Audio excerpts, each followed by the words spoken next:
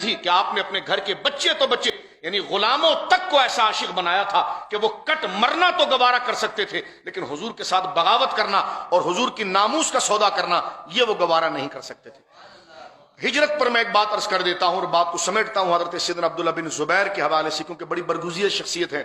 آپ کہیں گے کہ آپ کی ذات پر گفتگو کیوں نہیں کر رہے، والدین پر کیوں کر رہے ہیں؟ میں نے کہا یہ گفتگو کا انداز ہوتا ہے، کسی شخصیت کو راضی کرنے کے لیے اور اس کی دعا لے کر اپنی مغفرت کے لیے بندہ براہ راست ان کی بجائے ان کا ذکر بعد میں کیا جائے، وہ جن شان والوں کی اولاد ہیں، خاندان ہیں، ان کا ذکر مبارک پہلے کیا جائے۔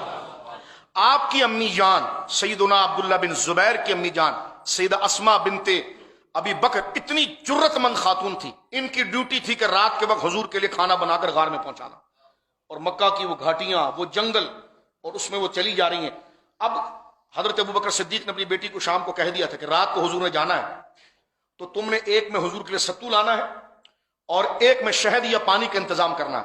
یہ یعنی تھیلوں میں، یعنی چمڑے کے تھیلوں میں لے کر غار پر پہنچ گئی۔ جب پہنچ گئی تو حضرت ابوبکر صدیق سے کہا کہ ابا جان یہ میں دو لے کر آ گئی، عورت ذات ہے، لڑکی ذات ہے، لیکن ان کو نہ غارے سور کوئی چڑھے نا، مرد آدمی بھی 22 سال کا لڑکا بھی چلے تو 3 دن وہ بستر پر لیٹا رہتا ہے، اور یہ وہ خاتون ہے جو ایک دن میں 3 دفعہ اوپر جاتی نیچے آتی، اور اتنی ہوشیاری سے، اتنی وفاداری سے، اتنی چوکنا ہو کر، یعنی جاتی نہیں کہ سیدھا یہ سڑک چل رہی ہے تو لوگ دیکھ لیں، پہلے وہ دور جاتی، پھر آتی، ادھر جاتی، لوگوں کا خیال بانٹتی، اور اس کے بعد پھر چل کر جاتی، یعنی جتنا راستہ غار سور کا ہے اس سے 6 گنا راستہ پیدل طے کرتی، تاکہ سراؤنڈنگ میں گھومتی رہتی، تاکہ جاسوسوں کو پتہ نہ چلے کہ یہ جا کہاں رہی ہے۔ یہ گھرانہ ہے ابوبکر صدیق کا۔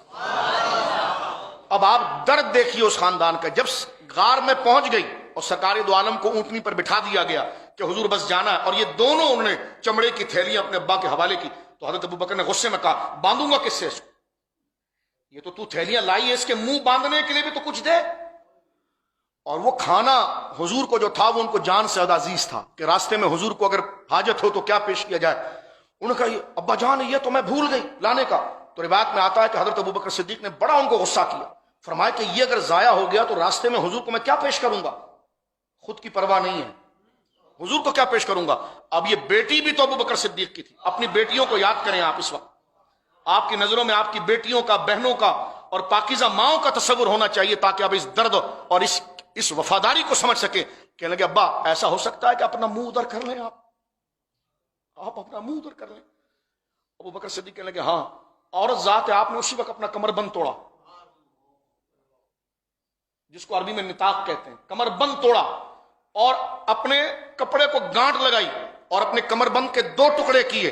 کہا ابا جان ہے تو کچھ بھی نہیں، اب وقت ایسا نہیں کہ نیچے جائے ورنہ تو کافر پہنچ جائے، اس آدھی رسی سے اس کو باندھ لیجئے، اس آدھی رسی سے اس کو باندھ لیجئے۔